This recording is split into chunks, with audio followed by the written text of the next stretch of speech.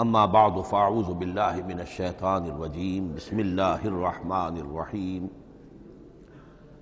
حامیم والکتاب المبین انا جعلناہ قرآنا عربیا لعلکم تعقلون وقال تبارک وتعالی کما ورد فی سورۃ یوسف علیہ السلام الف لام را تلک آیات الکتاب المبین انا انزلناہ قرآنا عربیا لعلکم تعقلون وقال عز وجل كما ورد في سورة الزمر قرآنا عربيا غير ذي عوج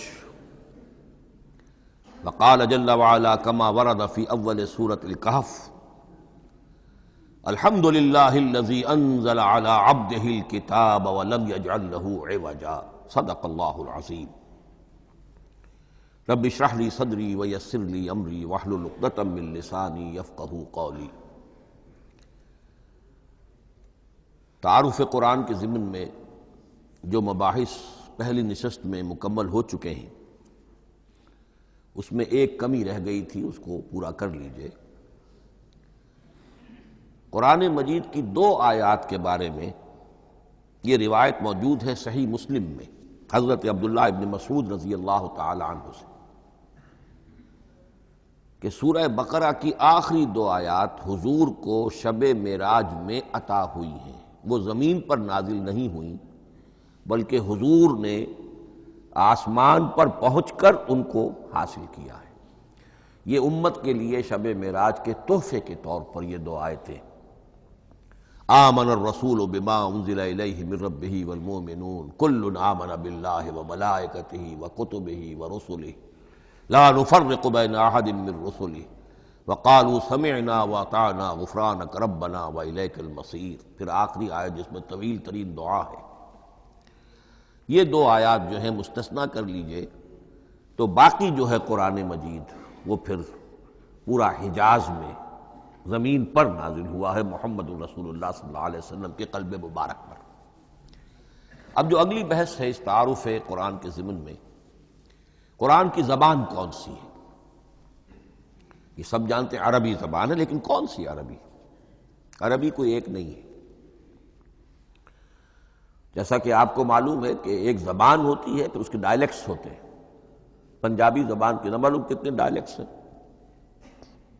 بنگلہ زبان کے نہ معلوم کتنے ڈائلیکٹس ہیں، پشتو کے کتنے ڈائلیکٹس ہیں۔ عربی زبان کے اس وقت پورے عالم عرب کے اعتبار سے تو دیکھیے تو ہر ملک کا جو ہے اپنا لہجہ ہے اور ان کے اپنے انداز ہے۔ تو خود نزول قرآن کے وقت بھی پورے جزیرہ نمائے عرب میں کوئی ایک زبان نہیں تھی، زبان ایک تھی لیکن اس کے لہجے مختلف تھے، الفاظ مختلف تھے۔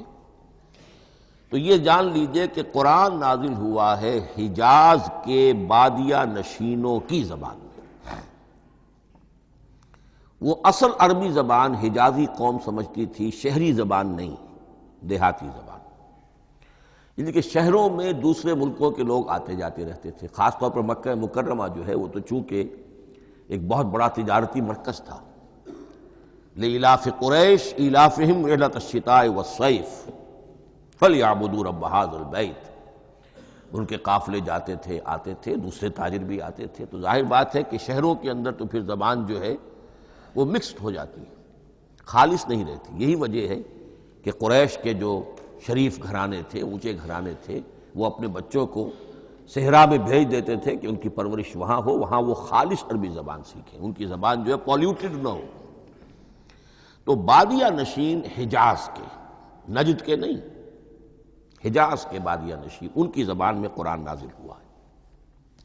یہ آیتیں اس سے پہلے بھی سامنے آ چکی ہیں سورہ زخرف کی، انا جعلناہ قرآنا عربیا لعلکم تعقلون۔ ہم نے اس اپنے کلام قدیم کو عربی زبان کا جامہ پہنایا ہے۔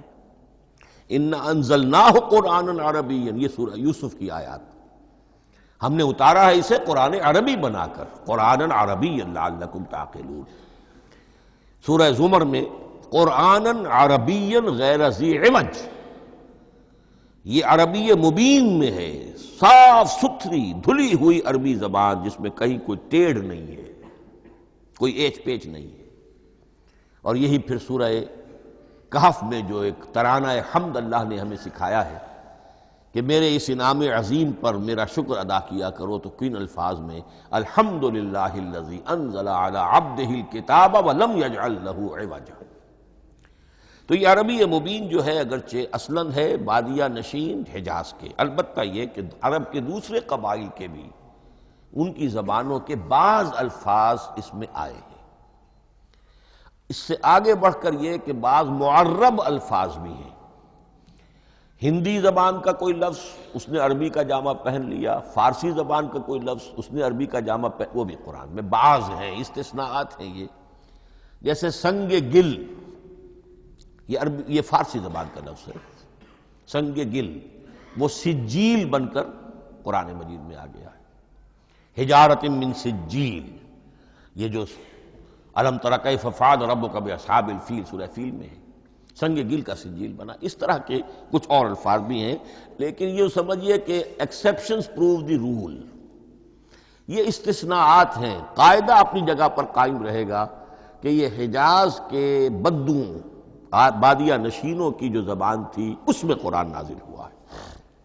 اس قرآن کے بارے میں، اس کی زبان کے بارے میں جو چند پہلو سامنے رہنے چاہیے، فصاحت اور بلاغت کی معراج۔ یہ میں بعد میں قرآن کے وجوہ اعجاز پر جب بحث کروں گا کہ یہ کس کس اعتبار سے معجزہ ہے، تو وہاں زیادہ تفصیل سے یہ بات آئے گی کہ عربی زبان کی فصاحت اور بلاغت کی معراج ہے۔ آپ کو معلوم ہے کہ آج بھی دنیا میں یہودی بھی ہیں جن کی مادری زبان عربی ہے، عیسائی بے شمار ہیں جن کی مادری زبان عربی ہے، ان کے ہاں بھی عربی ادب کی چوٹی کی کتاب جو پڑھائی جاتی ہے وہ قرآن ہے۔ یہ انہیں ماننا پڑتا ہے کہ عربی ادب کی جو آخری کتاب ہے، چوٹی کی کتاب ہے، وہ یہی ہے۔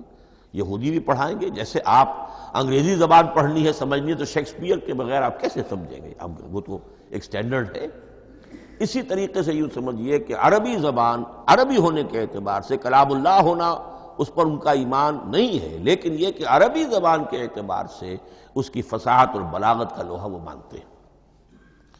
پھر اس میں ایک خاص ملکوتی غنا ہے، ڈیوائن میوزک، صوتی آہنگ ہے، عذوبت ہے، مٹھاس ہے۔ لاہور میں ایک صاحب ہیں جو پروفیسر ہیں فونیٹکس کے پنجاب یونیورسٹی میں، وہ کہتے ہیں میں ثابت کر سکتا ہوں کہ جتنے بھی آج دنیا میں اصول ہیں صوتی، یہ خود اپنی جگہ ایک بہت بڑی سائنس ہے، اس کے اعتبار سے میں ثابت کر سکتا ہوں کہ بلند ترین موسیقی قرآن مجید میں ہے، ملکوتی غنا۔ اسی لیے قرآن مجید کو اچھی سے اچھی آواز میں پڑھنے کی تاکید آئی ہے۔ زینوا القرآن باصواتکم، قرآن کو اپنی آوازوں سے مزین کرو۔ اسی طریقے سے من لم یتغن بالقرآن فلیس منا، جو قرآن مجید کو اچھی سے اچھے طریقے پر پڑھنے کی کوشش نہیں کرتا وہ ہم میں سے نہیں ہے۔ اسی طرح کے واقعات بھی ہوئے ہیں۔ حضرت ابو موسیٰ اشعری رضی اللہ تعالی عنہ، وہ بہت خوش الحان تھے، تو ایک روز حضور سفر رات کے وقت کہیں گشت پر تھے، جا رہے تھے ان کے مکان کے قریب سے، تو وہ اس وقت رات کی نماز میں قرآن پڑھ رہے تھے، تو حضور وہاں کافی دیر تک کھڑے ہو کر سنتے رہے۔ ظاہر بات ہے کہ اس وقت کے مکان کیا ہوتے تھے، ایک ایک حجرہ ہوتا تھا، یہ کوئی کئی کنال کی کوٹھیاں تو نہیں ہوتی تھی کہ کیا پتہ چلے ان کے اندر کیا ہو رہا ہے۔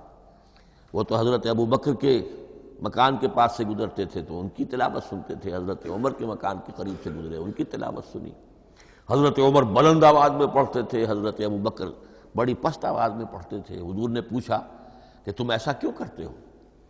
حضرت عمر نے کہا میں اس لیے کرتا ہوں، زور سے پڑھتا ہوں کہ شیطان بھاگ جائے۔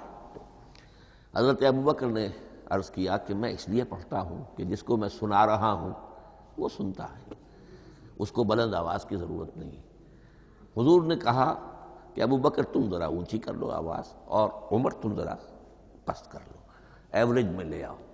تو بہرحال یہ معاملہ حضور کا صحابہ کے ساتھ ہوتا تھا۔ تو ابو موسیٰ اشعری رضی اللہ تعالی عنہ کی جب قرأت آپ نے سنی، تو اگلے روز جب ملاقات ہوئی فجر میں، تو آپ نے تحسین فرمائی ان الفاظ میں، یا ابا موسیٰ انک قد اوتیت مزمارا من مزامیر آل داود، اے ابو موسیٰ تمہیں تو اللہ نے آل داؤد کے سازوں میں سے ایک ساز عطا کیا ہے، یعنی حضرت داؤد کے گلے میں جو ساز تھا، خوش الحانی تھی، ان کی آواز نہایت خوبصورت تھی۔ تو اسی طریقے سے اب وہاں کوئی مزمار سے مراد وہ نہیں ہے، آلات موسیقی نہیں، گلے میں جو اللہ تعالیٰ نے رکھا ہے۔ تو انک قد اوتیت مزمارا من مزامیر آل داؤد۔ ایک آخری بات یہ نوٹ کیجئے کہ قرآن مجید کا عظیم ترین احسان ہے عربی زبان پر۔ یہ یوں سمجھیے کہ ایک ستون کی طرح اس زبان کو ٹھہرا دیا ہے، اس کو سٹیبل کیا ہے قرآن مجید۔ آج بھی پوری دنیا میں جسے عرب کہتے ہیں فصیح زبان، لغہ فصحی، وہ ایک ہے، وہ قرآن ہی کی ہے۔ زبانیں بدلتی رہتی ہیں۔ اردو 300 سال پہلے کی دکن میں جب شروع ہوئی، وہ آج آپ پڑھ بھی نہیں سکیں گے وہ کیا اردو تھی ولی دکنی کی۔ پھر وہ کیا اس نے روپ بدلے ہیں، اب وہ اردو کس شکل میں ہے، فارسی کن کن شکلوں میں رہی ہے، مختلف انگریزی کتنی شکلیں بدل گئی ہیں، لیکن عربی قائم ہے۔ اس کے لیے جیسے کہ قرآن مجید میں آتا ہے کہ ہم نے پہاڑ زمین میں گاڑ دیے اس کو سٹیبلائز کرنے کے لیے، ان تمید بکم، تمہیں لے کر زمین ایک طرف کو جھک نہ جائے۔ تو جس طرح یہ پہاڑ جو ہیں سٹیبلائزنگ ایفیکٹ رکھتے ہیں اس زمین کے لیے، اسی طریقے سے قرآن سٹیبلائزر ہے عربی زبان کا۔ اس کے اندر جو ایک ٹھہراؤ اور جماؤ پیدا کیا ہے، یہ قرآن مجید کا احسان عظیم ہے۔ تعارف قرآن کے ضمن میں اگلی گفتگو، قرآن کے اسماء و صفات۔ عربوں کا ایک خاص ذوق تھا، اور ظاہر بات ہے کہ اللہ تعالیٰ نے جب قرآن نازل کیا ہے تو عربوں کے ذوق کو بھی مد نظر رکھا ہے۔ ان کا ذوق کیا تھا؟ جس چیز سے انہیں محبت ہوتی تھی اس کے وہ بہت سے نام رکھتے تھے۔ گھوڑے کے لیے ہزاروں لفظ مل جائیں گے آپ کو، شیر کے لیے 5000 الفاظ مل جائیں، تلوار کے لیے 5000 الفاظ مل جائیں، یعنی اس شے کی جو بھی صفت ہے اس صفت کے اعتبار سے ایک نام، کوئی اور صفت ہے اس صفت کے ایک اور نام۔ تو وہ صفاتی نام، اب جیسا کہ آپ کو معلوم ہے اللہ کے 99 نام صفاتی تو ہے نا، اللہ کی ایک صفت دوسری صفت، اسی کے اعتبار سے اس کے نام ہیں۔ قرآن مجید کے اسماء علامہ جلال الدین سیوطی رحمۃ اللہ علیہ نے 55 شمار کیے، لیکن وہ بھی مکمل نہیں ہے لسٹ، اس لیے کہ اس میں ایک اہم نام برہان یہ شامل نہیں ہے۔ ان میں سے جو اہم اسماء ہے میں آپ کو سنا دیتا۔ القرآن، جس پر گفتگو بعد میں ہوگی، اس لیے کہ سب سے زیادہ ایک رائے یہ ہے کہ یہ تو اس میں جامد ہے، اس میں علم ہے قرآن کے لیے، پراپر ناؤن ہے۔ الکتاب، الذکر، الہدیٰ، النور، الفرقان، کلام اللہ، الوحی، روحا من امرنا۔ پھر اس کی صفات کے اعتبار سے الکریم، الحکیم، العظیم، المجید، المبین، رحمہ، العلی، بصائر، بشرا، بشیر، نذیر، عزیز، قرآن عزیز، بلاغ، بیان، احسن القصص، احسن الحدیث، موعظہ، شفاء، مبارک، مہیمن، قیم، مثانیہ، متشابہ۔ یہ میں نے آپ کو 23 نام بتائے ہیں، لیکن یہ کہ علامہ جلال الدین سیوطی نے 55 گنوائے۔ لیکن جو بحث دلچسپ ہے وہ یہ ہے کہ جو اس کے لیے لفظ القرآن ہے، اس کے معنی کیا ہے اور یہ کس مصدر سے، کس مادے سے یہ لفظ بنا ہے۔ ایک رائے تو یہ ہے کہ یہ اس میں جامد ہے، یہ مشتق نہیں ہے، کسی مادے سے نکلا ہوا نہیں ہے۔ اور یہ بھی آپ نوٹ کر لیجئے، اللہ کے اسماء میں سے بھی ایک نام کو سمجھا جاتا ہے، وہ مشتق نہیں ہے، اس میں جامد ہے، اس میں علم ہے، اور وہ ہے اللہ۔ باقی سارے نام صفاتی ہیں، ایک نام، اس لیے اس میں ذات کہتے ہیں اس کو، اس میں ذات۔ لیکن یہ رائے متفق علیہ نہیں ہے، یہ کچھ لوگوں کی رائے ہے۔ ایک رائے یہ بھی ہے کہ یہ بھی اس میں علم نہیں ہے، یہ بھی مشتق ہے الہ سے۔ جیسے حکیم یہ صفت ہے، الحکیم یہ اللہ کا نام ہو گیا، الہ ایک معبود، الالہ معبود برحق، الالہ وہ اللہ بن گیا، ایک رائے یہ۔ لیکن یہی اسی طریقے سے نوٹ کیجئے کہ قرآن مجید کے بارے میں بھی ایک رائے یہ ہے کہ القرآن اس کا اسم علم ہے، پراپر ناؤن ہے، یہ جامد ہے، یہ مشتق نہیں ہے، کسی اور مادے سے نکلا نہیں۔ لیکن جو اکثریت کی رائے ہے، جس پر تقریباً اجماع ہے، وہ یہ ہے کہ نہیں، یہ اس میں جامد نہیں، اس میں مشتق ہے۔ لیکن پھر دو رائے ہیں کہ مادہ کیا ہے۔ ایک قرن قاف را نون، اور ایک قرا قاف را حمزہ، یہ دو مختلف مادوں کے بارے میں رائے ہے کہ قرآن ان سے نکلا ہے۔ قرن کہتے ہیں کسی چیز کا قریب ہو جانا، جڑ جانا، مل جانا۔ یہ حج کی جو تین شکلیں ہیں، حج تمتع ہے، حج قران ہے، اور حج افراد ہے۔ قران کیا ہے؟ ایک ہی احرام میں عمرہ بھی اور حج بھی دونوں کو جمع کر لیا جائے تو یہ حج قران ہے۔ اسی سے قران الصعدین کا لفظ استعمال ہوتا ہے۔ قرینہ اور قرائن جو ہے اسی سے الفاظ۔ امام فرا کی رائے یہ ہے کہ قرن سے یہ قرآن بنا ہے، اس لیے کہ اس میں بھی اللہ تعالیٰ کی آیات جمع ہو گئی۔ اسی طرح قرأ قاف را اور حمزہ، اس قرات کا مصدر بھی بن جاتا ہے، جیسے رجحان، را جیم ہے، رجح سے رجحان، غفران، غفرانک ربنا، پروردگار ہم تیری مغفرت کی خواستگار ہیں۔ اسی طرح قرآن قرأ سے بنا ہے۔ مفعول جو ہے وہ مصدر کے معنی میں آ جاتا ہے، یعنی پڑھی جانے والی شے۔ اور ایک قرأ آتا ہے عربی زبان میں، قرأت الماء فی الحوض، میں نے پانی جمع کر لیا حوض کے اندر، بارش ہوئی میں نے کچھ پانی حوض میں جمع کر لیا، قرأت الماء فی الحوض۔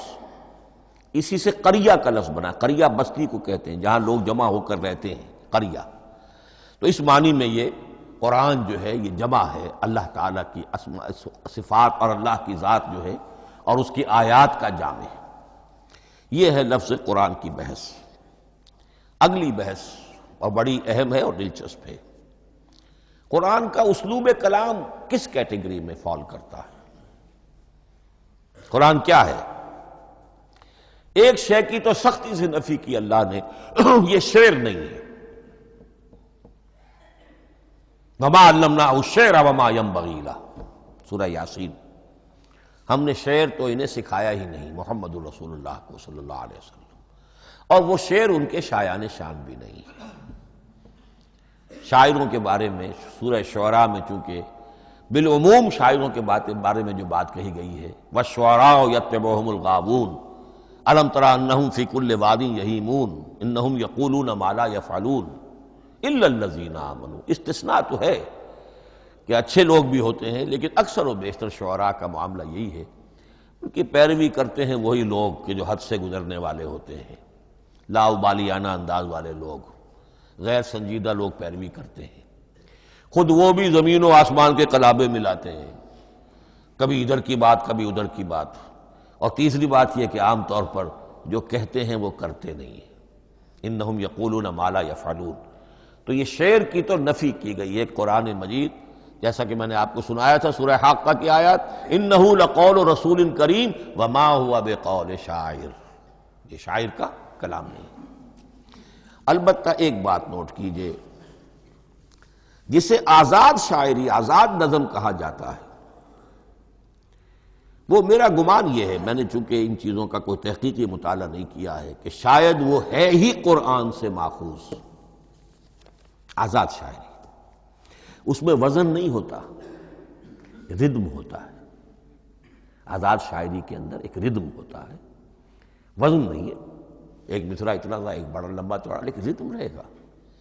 یہ جو آزاد شاعری، بلینک ورس جس کو آپ کہتے ہیں، میرا گمان یہ ہے کہ شاید دنیا میں اس کا رواج قرآن کے بعد ہی ہوا ہو، اور قرآن مجید ہی کی نقالی میں یہ صنف جو ہے ادب کی وہ ایجاد کی گئی ہو۔ واللہ عالم، میں یہ بات دعوے سے نہیں کہہ سکتا، گمان ہے میرا۔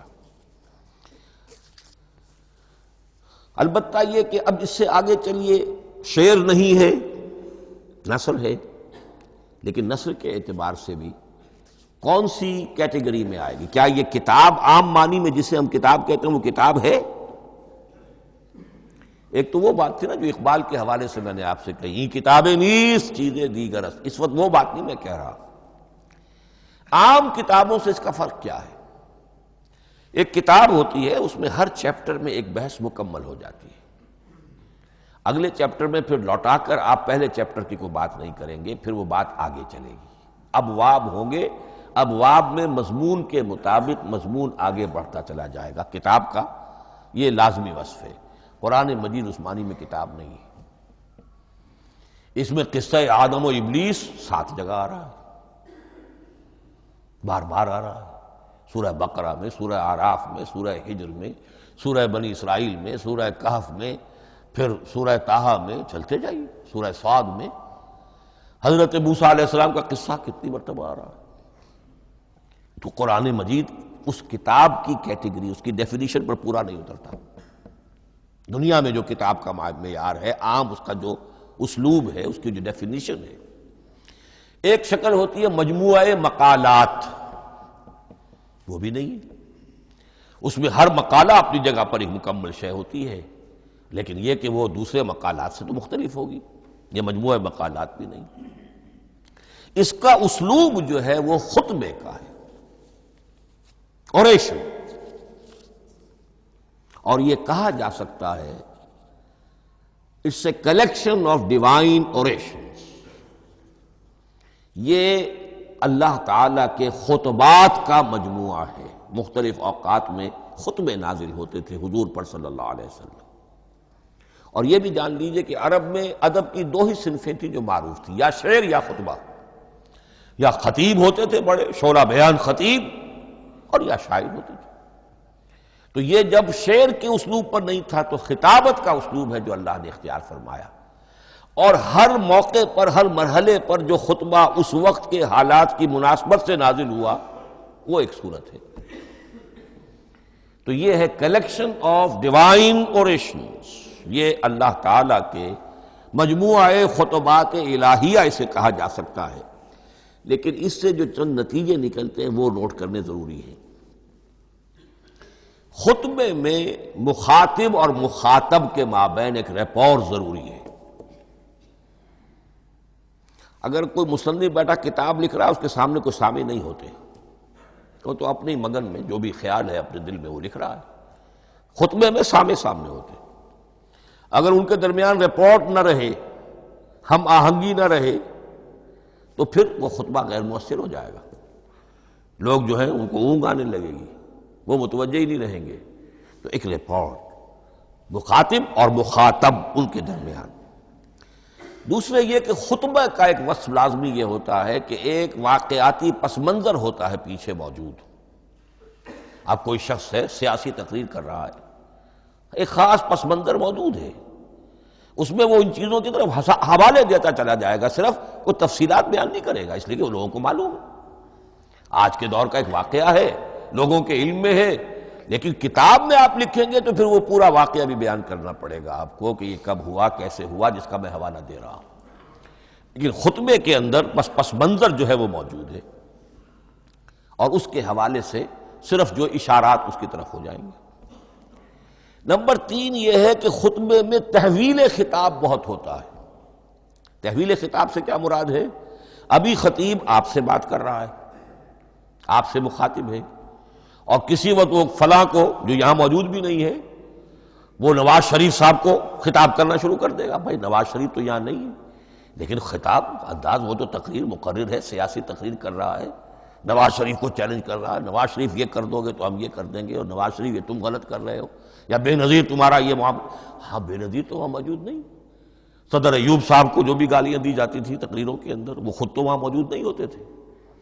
تو اس میں تحویل خطاب نوٹ کرنا پڑتا ہے، ابھی کس سے بات ہو رہی تھی، ابھی کس سے بات ہو رہی تھی۔ قرآن مجید میں آپ دیکھیں گے ایک آیت میں حضور سے خطاب ہے، اگلی آیت میں کفار سے خطاب ہے، اس سے اگلی آیت میں اہل ایمان سے خطاب ہے۔ تو تحویل خطاب جو ہوتا ہے اس کے حوالے سے نوٹ کرنا پڑتا ہے کہ اس وقت اس آیت کا جو رخ ہے کدھر ہے، اس میں کس کو خطاب کیا جا رہا ہے۔ چوتھی بات یہ ہے کہ خطبے میں صرف عقل سے اپیل نہیں کی جاتی، جذبات سے بھی اپیل ہوتی ہے۔ اسی لیے خطابی انداز کہلاتا ہے، خطابی انداز میں لوگوں کے جذبات سے بھی اپیل کی جاتی ہے۔ جبکہ آپ ایک مقالہ لکھ رہے ہوں گے، اس میں جذبات کی بات نہیں آئے گی، ٹھنڈی ٹھنڈی عقلی باتیں، منطقی باتیں، دلیل صغرا کبرا جوڑیے، نتیجہ نکالیے، وہ لوگوں کے سامنے رکھیے، تصنیف ہے۔ لیکن خطبے کے اندر صرف عقل نہیں، جذبات سے بھی اپیل ہوتی ہے۔ اب یہ سارے اوصاف میں جو بیان کر رہا ہوں، یہ سب قرآن مجید میں بتمام و کمال بدرجہ اتم موجود ہیں۔ اور آخری بات یہ کہ خطبے میں، اور یہ کہ یہ چیز مشترک ہے غزل میں بھی اور قصیدے میں بھی اور خطبے میں بھی، اس کا اول و آخر بہت جامع اور مؤثر ہونا چاہیے۔ اسی لیے مطلع مقطع یہ خاص طور پر ہوتے ہیں نا۔ مقطع میں آپ پڑھی ہے سکون گسترانہ بات، جس غزل کا مطلع جاندار ہے اس کو آدمی پڑھے گا، اور اگر وہ مطلع پھسپھسا ہے وہ باقی نظم پڑھے گا ہی نہیں، چاہے آگے اس کے اندر بڑا عمدہ شعر بھی ہو وہ نہیں پڑھے گا۔ مطلع ہی جو ہے بے جان ہے، پھسپھسا ہے۔ پھر مقطع آخری جو شعر ہو، تو قصیدے میں بھی یہ ہے اور خطبے میں بھی یہ ہے۔ یہی وجہ ہے کہ قرآن مجید کی صورتوں میں اکثر و بیشتر شروع کی آیات اور آخری آیات انتہائی اہم ہوتی ہیں، بہت جامع ہوتی ہیں، جن کو کہا جاتا ہے کہ یہ سور جو ہیں ان کی ابتدائی آیات، خواتین اور پہلی آیات۔ اب سورہ بقرہ کی آیات شروع کی، پھر آخری جو ابھی میں نے آپ کو سنائی، یہی آل عمران کا معاملہ ہے، کس شان کے ساتھ وہ اٹھ رہی ہے۔ یہی سورہ حج کا ہر جگہ پر آپ دیکھیں گے ابتدائی جو ہے خطیب اگر ایسی بات، ایسا انداز اختیار کرے کہ اپنے سامعین کی توجہ کو اپنی طرف مبذول کرا لے، اگر شروع کا انداز ایسا نہیں ہے تو وہ بات آگے بڑھے گی نہیں۔ آخری بات یہ کہ خطبے میں ہمیشہ یہ ہوگا کہ ایک مین سپیکر جو ہے اس کی ایک بات سامنے ہے کہ میں نے یہ بات اپنے سامعین کے ذہن میں بٹھانی ہے، لیکن دائیں بائیں کی باتیں کرے گا، کوئی قصہ بھی سنائے گا، کوئی شعر پڑھے گا، کوئی اور کوئی لطیفہ بھی سنائے گا۔ ہمارے ہاں کے جو بہترین خطیب جو ہوتے تھے وہ احراری حضرات جو ہے بہترین خطیب ہوتے تھے، اور آپ نے سنا مولانا عطا اللہ شاہ بخاری رحمۃ اللہ علیہ، ان کی تقریریں 6 گھنٹے تک لوگ سنتے تھے۔ وہ کبھی رلا بھی رہے ہیں، کبھی ہنسا بھی رہے ہیں، عام آدمی تنقید بھی کرے گا کہ یہ کیا ادھر ادھر کی باتیں کر رہے ہیں، لیکن وہ پھر جب آخری تقریر ہوتی تھی تو جب تقریر ختم ہوتی تھی، جو بات وہ ذہن میں بٹھانا چاہتے تھے، دل میں اتارنا چاہتے تھے، وہ بیٹھ چکی ہوتی تھی۔ باقی یہ کہ ادھر ادھر کی چیزیں جو ہیں وہ آکسیلری چیزیں ہیں وہ رہتی ہیں۔ یہ ہیں 6 اوصاف خطبات کے، اور قرآن مجید کے اندر بھی یہ اوصاف کم و بیش موجود ہیں۔ قرآن کا اسلوب خطبے کا ہے۔ اب اگلی بحث پر آئیے، قرآن مجید کی ترکیب اور تقسیم، سنتھیسس اور ڈویژنز۔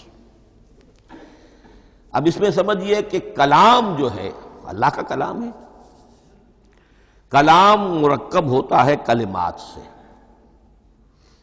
کلمات حروف سے بنتے ہیں۔ عربی زبان کے حروف 28 یا 29 ہیں، الف اور حمزہ کو ایک ہی مانیں گے تو 28 رہ جائیں گے، الف علیحدہ حمزہ علیحدہ تو 29 ہو جائیں گے۔ یہ حروف جڑتے ہیں، لفظ بنتے ہیں۔ لفظ محمل بھی ہوتا ہے، لیکن کلمہ وہ کہلاتا ہے جو بامانی لفظ ہو۔ پھر ان کلمات کو آپ جوڑتے ہیں، یہ مرکب توصیفی بن گیا، مرکب اضافی بن گیا، مرکب عددی بن گیا، مرکب جاری بن گیا۔ پھر ان مرکبات کو جوڑ کر فقرہ بنتا ہے، جملہ بنتا ہے، کلام مفید جس کو کہا جاتا ہے۔ قرآن مجید کے اعتبار سے علامہ سیوطی نے مخصوص جو قرآن کی اصطلاحات ہیں ان کے حوالے سے ایک بات کہی ہے، لیکن واقعہ یہ ہے کہ قرآن کی اصطلاحات خود اپنی ہیں، دنیا کی دوسری کسی بھی اصطلاحات پر ان کو قیاس نہیں کیا جا سکتا۔ لیکن جاہز چونکہ ایک ادیب تھے، انہوں نے قرآن مجید کو کہا یہ دیوان کی شکل رکھتا ہے، جیسے کہ حافظ کا دیوان کسی اور کا دیوان۔ سورتیں جو ہیں وہ قصیدوں کی شکل میں ہیں، بیت شعر آیت ہے، قوافی جو ہوتے ہیں شعروں میں قافیہ وہ یہاں فواصل ہیں، آیت کے آخری حروف ایک دوسرے سے مشابہ ہوتے ہیں کہ جن سے پھر وہ صوتی آہنگ پیدا ہوتا ہے۔ الرحمن علم القرآن خلق الانسان علمہ البیان۔ اب یہ ایک فواصل جو ہے وہ جڑتے چلے جاتے ہیں، ان میں آہنگ پیدا ہوتا ہے۔ لیکن حقیقت کے اعتبار سے پہلی بات یہ نوٹ کیجئے، قرآن مجید کی اکائی ہے آیت، اسے نہ آپ جملہ کہہ سکتے ہیں نہ فقرہ کہہ سکتے ہیں۔ انگریزی میں ہمارا چونکہ بائبل کے لیے بھی جب ورس کا لفظ آ جاتا ہے تو انگریزی تراجم میں، انگریزی تحریروں میں، مقالوں میں ورس قرآن مجید کی آیت کے لیے لفظ آ جاتا ہے، ورس نمبر فلاں، بالکل غلط ہے۔ قرآن کی آیت یہ اس کا اپنی اصطلاح ہے، اپنا مفہوم ہے۔ لغوی مفہوم کیا ہے؟ نشانی۔ آیت نشانی۔ قرآن کی ہر آیت اللہ کے علم اور حکمت کی نشانی ہے۔ اب قرآن کی آیتیں نوٹ کیجئے، صرف حروف پر بھی مشتمل ہے، الف لام میم حروف مقطعات اور آیت بن گئی۔ وہ مرکبات ناقصہ پر بھی مشتمل ہے، والعصر مرکب جاری ہے، حرف جار، آیت ہو گئی۔ پورے جملے پر بھی مشتمل ہے، ان الانسان لفی خسر، ایک جملہ ہے، اور 10 جملوں پر بھی مشتمل ہے۔ اللہ لا الہ الا ھو الحی القیوم لا تاخذہ سنۃ ولا نوم لہ ما فی السماوات وما فی الارض الی آخر الآیہ۔ آیت الکرسی کا انالیسس کیجئے، 10 جملے موجود ہیں اس میں۔ تو نوٹ کر لیجئے، یہ چیز توقیفی کہلاتی ہے، یہ کسی گرامر کے اصول پر نہیں ہے، کسی منطق کے اصول پر نہیں ہے۔ آیات قرآنیہ کی تعیین توقیفی ہے، یعنی حضور کے بتانے پر موقوف ہے۔ حضور نے بتایا والعصر، یہ آیت ہو گئی، آیت ہو گئی، ہم آیت مانیں گے۔ الف لام میم آیت ہو گئی۔ قاف حرف ایک ہے، یہ آیت نہیں ہے۔ نون ایک حرف ہے، آیت نہیں ہے۔ قاف والقرآن المجید ایک آیت بنی، نون والقلم وما یسطرون ایک آیت بنی۔ تو اس طریقے سے اس کو کہتے ہیں توقیفی، موقوف علیہ ہے حضور کے بتانے پر۔ اب اس میں روایات کا اختلاف ہو سکتا ہے کہ حضور سے کوئی روایت یہ ہو کہ یہ ایک آیت بنی یا 2 آیتیں بنی۔ مثلا بڑی اہم مثال آپ کو دے رہا ہوں، سورہ مزمل کی جو دوسرا رکوع ہے، پورا دوسرا رکوع، وہ 1 آیت شمار ہوتا ہے۔ اور میرا بڑا گمان رہا بہت عرصے تک کہ یہ 1 آیت نہیں ہو سکتی، یہ مختلف اوقات میں نازل ہوئی ہیں، 2 اوقات میں نازل ہوئی ہے۔ اور یہ مجھے قول مل گیا علامہ سیوطی کے ہاں، حضرت عبداللہ ابن عباس رضی اللہ تعالی عنہما کا قول کہ یہ 2 آیتیں ہیں، 1 نہیں۔ لیکن یہ کہ یہ ہوگا موقوف روایت پر، میں کوئی نہیں ہوں جو اسے قرار دے سکوں۔ ہاں مجھے اگر کوئی روایت مل جاتی ہے، کوئی خبر یا اثر، خبر محمد الرسول اللہ کی یا اثر آپ کے کسی صحابی کا صلی اللہ علیہ وسلم و رضی اللہ تعالی عنہ، تو پھر یہ ہے کہ ہم مانیں گے۔ تو اس کو کہتے ہیں توقیفی۔ آیات اور سور کا معاملہ توقیفی ہے بالکل، یا کسی منطق، کسی گرامر، کسی اصول بیان، کسی پر مبنی نہیں ہے، یہ مبنی ہے حضور کے بتانے پر۔ اسی طرح سورت کسے کہتے ہیں؟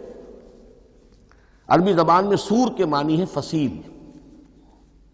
فَضُرِبَ بَيْنَهُمْ بِسُورٍ لَهُ بَابٌ، سورہ حدید کے اندر الفاظ آئے۔ اب اس کا کیا تصور دیا گیا کہ ہر آیت جو ہے وہ اللہ کے علم اور حکمت کی نشانی ہے۔ 10 آیتیں، 20 آیتیں، 100 آیتیں، 285 آیتیں، 286 آیتیں جوڑ کر ایک فصیل باندھ دی گئی۔ یہ شہر حکمت خداوندی ہے۔ ایک نظم ہوتا ہے، جیسے آپ شہر کا ٹاؤن پلاننگ آج کا تو بہت بڑا فن ہے، بڑی اسپیشلائزیشن ہے، شہر کو پلان کرنا، اس کے اندر کیا کچھ ہونا چاہیے، کس طرح سے ہونا چاہیے۔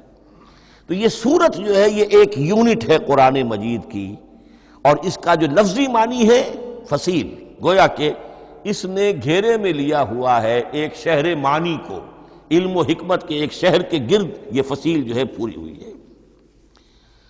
اب اس میں نوٹ کر لیجئے جہاں تک، اچھا جیسے آیتیں چھوٹی بھی ہیں بڑی بھی ہیں، والعصر بھی آیت ہے اور الف لام میم بھی آیت ہے، اور جیسا کہ میں نے عرض کیا آیت الکرسی بھی آیت ہے۔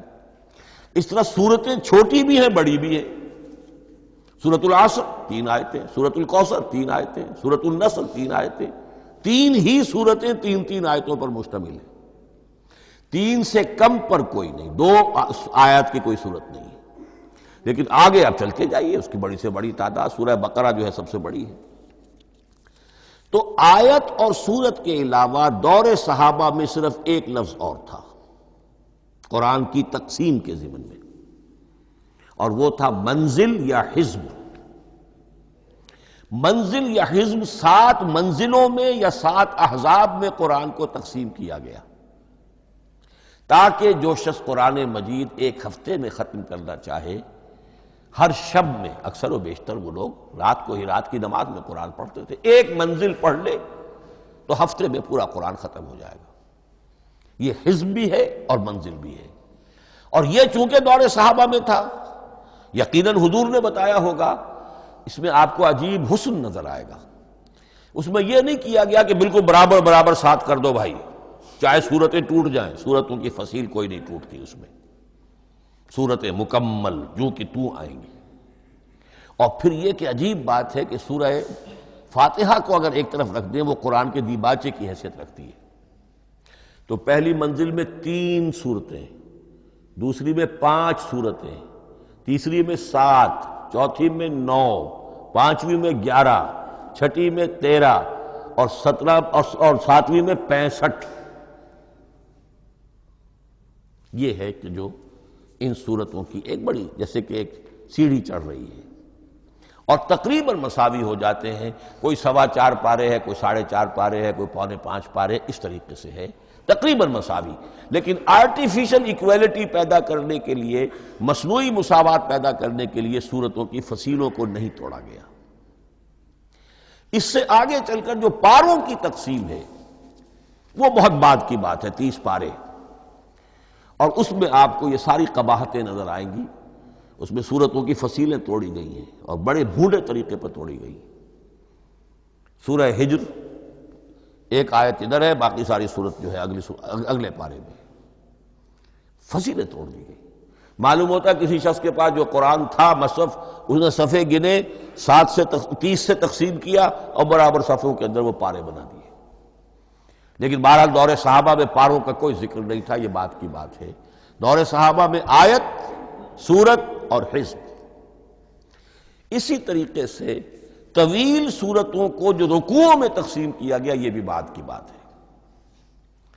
لیکن یہ جو تقسیم کیا گیا ہے سورتوں کو رکوعوں کی شکل میں، 35 صورتیں تو قرآن کی ایسی ہیں چھوٹی ہیں جو ایک ایک ہی رکوع پر مشتمل ہے۔ آخری پارے کی 37 صورتیں ہیں، پہلی 2 کی جو 2 رکوع ہے، باقی سب کے سب جو ہے وہ ایک ہی رکوع شمار ہوتا ہے۔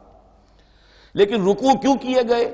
لمبی صورتوں میں سے اگر کچھ حصہ پڑھنا ہے نماز میں، سورہ بقرہ پوری تو نہیں پڑھ سکتے آپ ایک رکعت کے اندر، تو اس کا وہ حصہ پڑھا جائے جس میں ایک مضمون پورا ہو جائے، مضمون نہ ٹوٹے، تاکہ وہاں پر رکوع کرے آدمی کہ جہاں پر کہ وہ مضمون ایک اعتبار سے مکمل ہو گیا۔ تو رکوع سے رکعت ہے، رکوع ہے، اس رکعت کے اندر ایک حصہ اتنا پڑھا جائے تاکہ مضمون جو ہے وہ خوبصورت رہے اور اس کا سلسلہ برقرار رہے۔ یہ تقسیم بھی اگرچہ بہت ہی ایک بدنام شخص ہے ہماری تاریخ کا، حجاج ابن یوسف،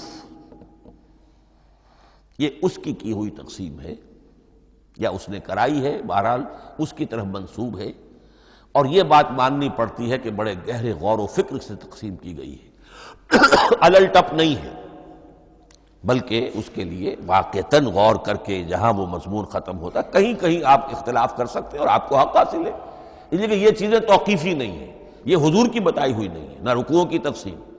اب سعودی عرب میں جو قرآن مجید چھپ رہے ہیں ان میں حزب ہو گئے ہیں، یعنی ہر پارے کو پارے برقرار رکھ کر 8 حزب بنا دیے انہوں نے، 4 حزب بنا دیے اور پھر نصف حزب کر کے 8 حصے کر دیے۔ تو یہ چیزیں جو ہمارے ہاں رکوع تو پاروں سے ادھر ادھر ہو جاتے ہیں، پارا بدل گیا رکوع وہی چل رہا ہے، اس لیے کہ رکوع میں مضمون کو پیش نظر رکھا گیا ہے، جبکہ پارے میں مضمون کو نہیں سامنے رکھا گیا۔ تو رکوع کا معاملہ جو ہے چاہے وہ حجاج ابن یوسف ہی نے کیا ہے، لیکن یہ کہ بہرحال وہ بہت صحیح ہے، اکثر و بیشتر کہیں کہیں آپ اس سے اختلاف کر سکتے ہیں۔ تو یہ تو اس کا ہم نے آپ کے سامنے رکھا سنتھیسس۔ اب اگلا موضوع ہے ترتیب و تدوین کیسے ہوئی۔ ان علینا جمعہ و قرآنہ، ہمارے ذمے ہے اس کو جمع بھی کرنا اور پڑھوانا بھی، اور پڑھوانے میں ترتیب آ جائے گی لازماً۔ لیکن یہ کہ ایک بات تو اس میں بالکل متفق علیہ ہے جس میں کسی شک و شبے کی گنجائش نہیں، قرآن کی ترتیب نزولی اور تھی، ترتیب مصحف اور ہے۔ ترتیب مصحف میں سورہ فاتحہ کے بعد سورہ بقرہ ہے، سورہ بقرہ نازل ہوئی ہے مدنی دور میں جا کر، پھر سورہ آل عمران ہے وہ بھی مدنی ہے، سورہ نساء ہے وہ مدنی ہے، سورہ مائدہ ہے وہ مدنی، پھر آئی ہے سورہ انفال اور سورہ توبہ۔ یہ سورہ انفال تو مدنی نہیں، سورہ انعام اور سورہ اعراف یہ ہے کہ جو مکیات ہیں، یہ کہ بھی مکی دور کی بھی آخری زمانے کی ہے۔ ابتدائی جو مکی صورتیں وہ سب سے آخری حصے میں ہیں، 29واں پارہ اور 30واں پارہ۔ تو ترتیب نزولی اور تھی، ترتیب مصحف اور ہے، اس میں تو کسی شک و شبے کی گنجائش نہیں۔ لیکن ہمارے ہاں اہل تشیع نے اس چیز کو بہت اچھالا ہے۔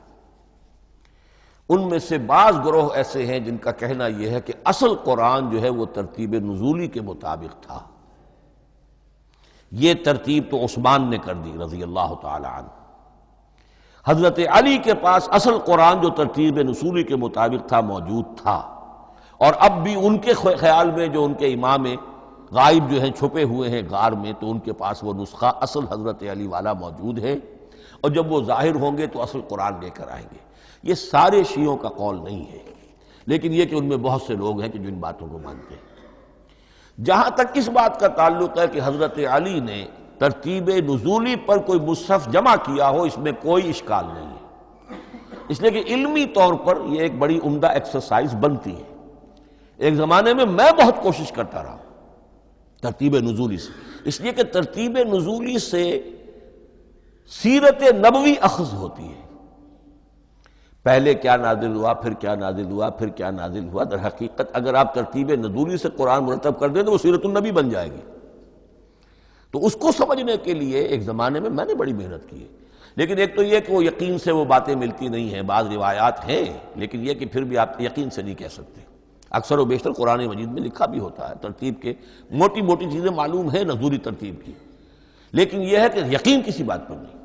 تو پہلی بات یہ ہے کہ ہمارے نزدیک، اہل سنت کے نزدیک، اصل جو حجت ہے دین میں وہ ترتیب مصحف ہے۔ یہی ترتیب جو اس وقت مصحف عثمان کی ہے رضی اللہ تعالی عنہ، یہی ترتیب ہے لوح محفوظ کی، یہی ترتیب ہے ام الکتاب میں، یہی ترتیب ہے کتاب مکنون میں۔ اب اس کے سمجھیے کہ اس کی تدوین کن مراحل میں ہوئی۔ سب سے پہلے اس کے جو مراحل ہیں 3، خود نبی اکرم صلی اللہ علیہ وسلم کے زمانہ مبارک میں جمع اور ترتیب یہ ہو گئی، لیکن کتابی شکل میں نہیں، ما بین الدفتین نہیں۔ حضور نے لوگوں کو پڑھ کر سنایا، اس ترتیب سے سنایا جس ترتیب سے یہ مصحف میں اب موجود ہے، اور ہر رمضان میں حضرت جبرائیل دورہ کرتے تھے حضور کے ساتھ، جتنا کہ قرآن اس وقت تک نازل ہو چکا ہوتا تھا، اور آخری رمضان مبارک آپ کی حیات طیبہ کا جو تھا اس میں 2 مرتبہ پورے قرآن کا دورہ ہوا۔ تو دورہ قرآن بغیر ترتیب کے تو نہیں ہو سکتا۔ تو یہ ترتیب حضور کی ہوئی ہے، توقیفی ہے، اور حضور ہی نہیں اللہ کی ہوئی ہے۔ یہی ترتیب لوح محفوظ میں، کتاب مکنون میں اور ام الکتاب میں ہے، اور یہ ترتیب حضور دے کر گئے ہیں صحابہ کرام کو۔ حفاظ تھے، کتنے حفاظ جو ہیں جنگ یمامہ میں شہید ہو گئے، تبھی تو خیال آیا کہ اس کو کتابی شکل میں بھی مرتب کیا جائے۔ لیکن کتابی شکل میں جسے کہتے ہیں 2 گتوں کے درمیان ایک کتاب مجلد، اس صورت میں جہاں تک میں تحقیق کر سکا ہوں اور جہاں تک ہمارے اکثر و بیشتر لوگوں کی رائے ہے، حضور کے زمانے میں یہ اس طریقے سے ما بین الدفتین، 2 گتوں کے مابین ایک کتاب کی شکل میں قرآن موجود نہیں تھا۔ لوگوں کے سینوں میں محفوظ تھا، جیسے محمد الرسول اللہ کے سینے میں محفوظ تھا۔ ان علینا جمعہ، وہ جمع حضور کے سینے میں کیا اللہ نے۔ اسی طرح پھر صحابہ کرام بے شمار جو حفاظ تھے ان کے سینوں میں محفوظ تھا۔ دوسرا مرحلہ کب آیا؟ جب حضرت ابوبکر صدیق کے عہد خلافت میں جنگ یمامہ میں بہت سے حفاظ شہید ہو گئے۔ اب ایک تشویش پیدا ہوئی، ایسا نہ ہو کہ قرآن ضائع ہو جائے، لہذا اسے کتابی شکل میں مرتب کر لینا چاہیے۔ اس کے لیے پھر بہت سے صحابہ نے حضرت ابوبکر کو اپروچ کیا کہ جتنے قراء ہیں، جتنے کاتبین وحی ہیں، ان سب کو آپ جمع کیجئے اور جمع کر کے اس قرآن مجید کو ایک کتاب کی شکل میں جمع کر لیں۔ حضرت ابوبکر شروع میں بہت ریلیکٹنٹ رہے، ان کا ایک خاص مزاج تھا، اتباع رسول کا جذبہ انتہا درجے کا۔ جو کام حضور نے نہیں کیا میں کیسے کروں؟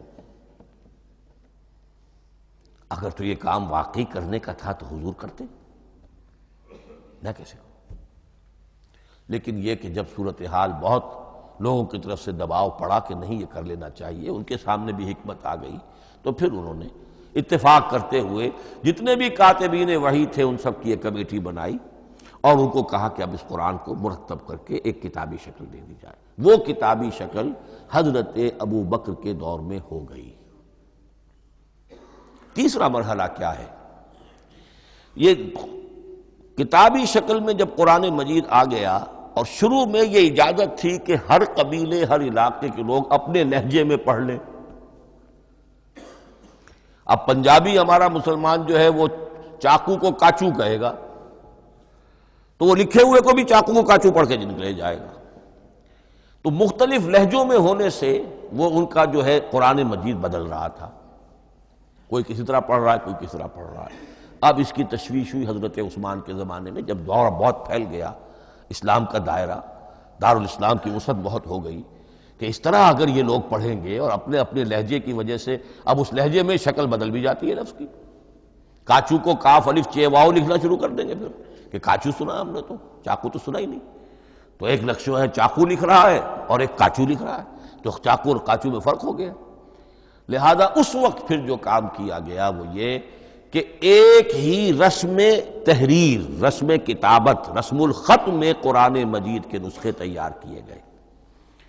اصل میں ایک بہت بڑا مغالطہ ہو جاتا ہے ہمارے جمعوں کے خطبوں میں، حضرت عثمان رضی اللہ تعالیٰ عنہ کے نام نامی کے ساتھ وہ قوافی جو ہیں ان کی مناسبت سے جامع آیات القرآن عثمان ابن عفان رضی اللہ تعالیٰ عنہ، غالب علی کل غالب علی ابن ابی طالب رضی اللہ تعالیٰ۔ اب یہ جو جوڑتے ہیں قافیے، تو حضرت عثمان کے نام کے ساتھ یہ قافیہ جوڑ دیا، اس سے لوگوں کو مغالطہ بھی ہوا اور دشمنوں نے ایکسپلائٹ کیا کہ اس کا مطلب یہ ہے کہ قرآن تو جمع ہوا ہے حضرت عثمان کے زمانے میں، اور حضرت عثمان کے زمانے میں اور حضور کے زمانے میں کم و بیش 15 سال کا فصل تو ہو چکا، گویا کہ قرآن مرتب ہی ہوا ہے حضور کے انتقال کے 15 برس بعد۔ پھر حضرت عثمان کی شخصیت کو خاص طور پر جو سبائی فتنہ اٹھا تھا اس نے ایک ڈسپیوٹڈ پرسنالٹی بنا کے رکھ دیا ہے، نہیں معاذ اللہ، کوئی شک نہیں، لیکن یہ کہ ایک فتنہ اٹھا، فتنۃ الکبریٰ، اور حضرت عثمان رضی اللہ تعالیٰ عنہ کو انہوں نے بدنام کیا، لہذا اس کے نام سے اور بٹا لگ گیا، یہ مصحف عثمان ہے۔ یہ ہے اصل میں وہ حماقتیں کہ جو ہوئی ہیں ہم سے، یہ قافیے ملانے کی وجہ سے، حالانکہ حضرت عثمان کی شان جو ہے وہ در حقیقت جامع آیات القرآن نہیں ہے، جامع الامت علی رسم واحد، پوری امت کو ایک رسم الخط پر جمع کرنے والی شخصیت حضرت عثمان کی ہے۔ مثلا اب دیکھیے مالک یوم الدین کس طرح لکھیں گے؟ میم لام اور کاف، میم الف اور لام اور کاف لکھیں گے آپ، یہ غلط ہو جائے گا۔ میم پر کھڑا زبر ہوگا اور اس کو مالک پڑھیں گے، میم پر اگر کھڑا زبر نہیں ہے پڑا زبر ہے تو ملک پڑھیں گے، اور قراتوں میں یہ دونوں موجود ہے، ملک یوم الدین بھی ہے اور مالک یوم الدین بھی ہے۔ اگر آپ نے میم الف لکھ دیا ایک قرات نکل گئی، اب وہ اس میں آ ہی نہیں سکتی، وہ تو مالک ہی پڑھا جائے گا۔ یہ زیر زبر بھی جو لگے ہیں قرآن مجید میں، یہ بھی حجاج ابن یوسف کے زمانے میں لگے، اس سے پہلے نہیں تھے۔ اور یہ رموز و اوقاف، یہ آیتوں کے نشان اور یہ وقفہ بیچ میں، یہ بھی حجاج ابن یوسف کے زمانے کی چیزیں ہیں۔ ورنہ عربوں کے لیے تو ان کی اپنی زبان تھی، انہیں ان چیزوں کی ضرورت ہی نہیں تھی۔ آپ کو معلوم ہے پرانے زمانے کے جو منشی ہوتے تھے، انشاء پرداز، وہ جب خط لکھتے تھے تو اس میں نقطے وغیرہ نہیں لگاتے تھے۔ جس کو خط لکھا جا رہا ہے وہ توہین سمجھے گا کہ شاید مجھے جاہل سمجھا کہ نقطے بھی لگا کے بھیجا جا رہا ہے خط پر، گویا کہ میں تو سمجھ ہی نہیں سکتا بغیر نقطوں کے۔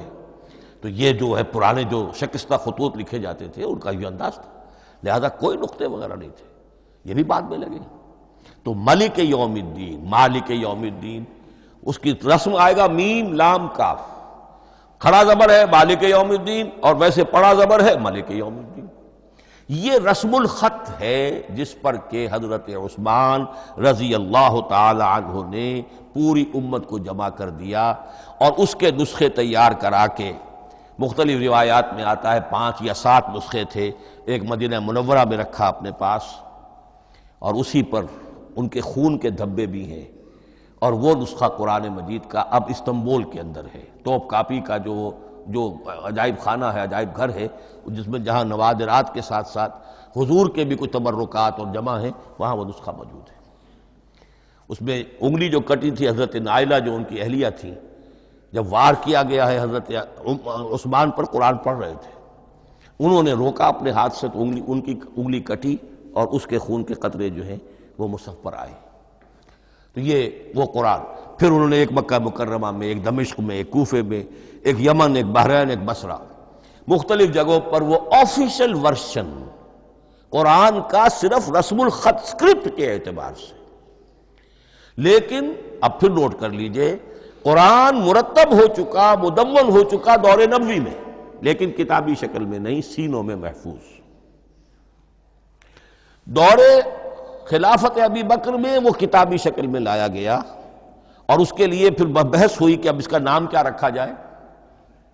اس کے لیے کئی نام تجویز ہوئے، سفر بھی، انجیل بھی، وغیرہ وغیرہ، لیکن پھر اس کو حضرت عبداللہ ابن مسعود رضی اللہ تعالی عنہ نے اہل حبشہ سے استشہاد کرتے ہوئے مصحف نام رکھا۔ مصحف، یہ مصحف بن گیا حضرت ابو بکر کے زمانے میں، لیکن مصحف کی قرأت کے جو فرق ہو رہے تھے تو وہ لکھنے کے اندر بھی فرق آنا شروع ہو گیا۔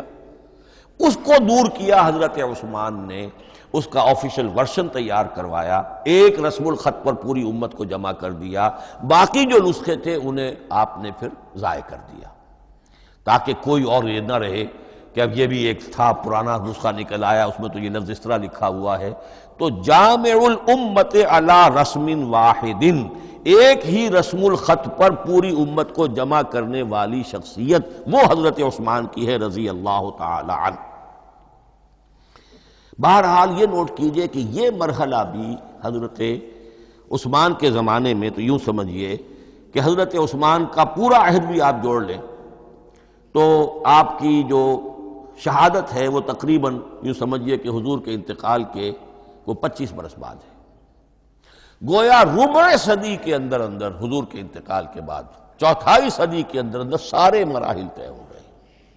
یہی وجہ ہے، میں نے شروع میں آپ کو بتایا تھا کہ پوری دنیا یہ مانتی ہے کہ آج جو قرآن مسلمانوں کے پاس ہے، یہ ہے وہی جو محمد عربی صلی اللہ علیہ وسلم نے اپنی امت کو دیا تھا۔ یہ دوسری بات ہے کہ ہم سمجھتے ہیں کہ محمد عربی صلی اللہ علیہ وسلم کو یہ اللہ کے کلام کی صورت میں حضرت جبرائیل نے پہنچایا تھا، وہ اس کو نہیں مانتے، لیکن یہ حصہ اس کا ماننے پر مجبور ہے کہ وہ اصل قرآن اپنی اسی انٹیگریٹی کے ساتھ، اپنے پوری پیور، اس کا جو بھی ہے ٹیکسٹ پیور ہے، اور اس کی انٹیگریٹی میں کوئی شک و شبہ کی گنجائش نہیں ہے کہ یہ وہی شے ہے جو محمد نے اپنی امت کو عطا فرمائی تھی صلی اللہ علیہ وسلم۔ ایک آخری بات، چل میرے پاس 3 منٹ ہیں، یہ جو میں نے آپ کو ترتیب بتائی تھی قرآن کی، آیتیں، سورتیں، پھر حزب، اب اس میں ایک شے نوٹ کر لیجئے۔ آیت اللہ تعالیٰ کے علم و حکمت کا ایک نمونہ ہے، آیتوں کو جوڑ کر جب سورت بنائی تو آیتوں کے اندر جو ربط ہے، اس ربط آیات سے ایک اور معنی ایک اور حکمت کا دروازہ کھلتا ہے۔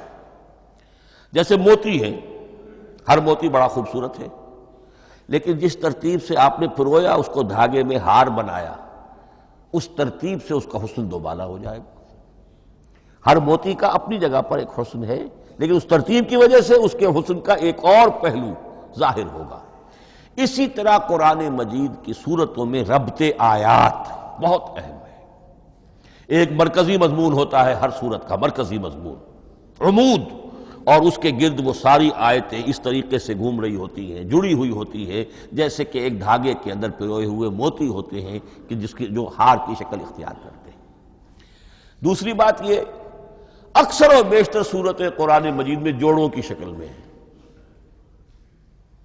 ایک مضمون کا ایک پہلو اس جوڑے کے ایک فرد میں، اور دوسرا پہلو اسی کا دوسرے فرد میں۔ جیسے معوذتین، دو صورتیں ہیں، مضمون ایک یہ تعوذ، معوذتین۔ الزہراوین، سورہ بقرہ سورہ آل عمران کو کہا گیا الزہراوین، حضور نے فرمایا دو نہایت تابناک صورتیں، بڑی روشن صورتیں۔ جیسے آپ دیکھیں گے یا ایھا المدثر یا ایھا المزمل قم اللیل الا قلیلا یا ایھا المدثر قم فانذر، ایک ہی طرح کا اٹھان ہے، حضور سے خطاب ہو رہا ہے۔ سورۃ الضحیٰ، سورۃ الانشراح، یہ تمام جوڑوں کی شکل میں۔ اسی طرح سورہ طلاق، سورہ تحریم، یا ایھا النبی اذا طلقتم النساء فطلقوہن لعدتہن یا ایھا النبی لم تحرم ما احل اللہ لک تبتغی مرضات ازواجک۔ شوہر اور بیوی کے درمیان تعلق یا تو اتنا گہرا ہو جاتا ہے کہ ایک دوسرے کے لحاظ میں وہ حدود خدابندی ٹوٹنے لگے، بیوی کی وجہ سے آپ نے کسی حرام شے کو حلال کر لیا یا حلال کو حرام کر لیا، بیوی کو ناپسند ہے وہ شے، تو حضور سے ذرا سا یہ ہو گیا تھا معاملہ۔ اپنی ازواج مطہرات حضرت عائشہ اور حضرت حفصہ رضی اللہ تعالیٰ عنہما، ان دونوں کی رضا جوئی کے لیے وہ خاص قسم کا شہد ہے، قسم کھا لی آپ نے کہ میں اسے استعمال نہیں کروں گا۔ لما تحرم ما احل اللہ لک، اے نبی آپ کیوں حرام کرتے ہیں اپنے اوپر وہ شے جو اللہ نے آپ کے لیے حلال کی ہے؟ تبتغی مرضات ازواجک، اپنی بیویوں کی رضا جوئی میں۔ یہ ایک انتہا ہوئی۔ دوسری انتہا کیا ہے؟ میاں اور بیوی میں اتنا بودھ ہو جائے کہ طلاق تک نوبت آ جائے، تو سورۃ التحریم ایک انتہا کو بیان کر رہی ہے، سورہ طلاق اگلی اس کے ساتھ جڑی ہوئی وہ دوسری انتہا کو بیان کر رہی ہے۔ سورہ صف حضور کے مقصد بعثت کو بیان کر رہی ہے، سورہ جمعہ آپ کے طریقہ کار کو بیان کر رہی ہے۔ اس طرح قرآن مجید کی اکثر و بیشتر صورتیں جو ہیں وہ جوڑوں کی شکل میں ہیں۔ میرا خیال یہ ہے کہ وقت ختم ہو گیا ہے، اس مضمون کا تھوڑا سا حصہ باقی ہے، وہ انشاءاللہ میں اگلی نشست میں لوں گا۔ بارک اللہ لی ولکم فی القرآن العظیم ونفعنی وإیاکم بالآیات والذکر الحکیم۔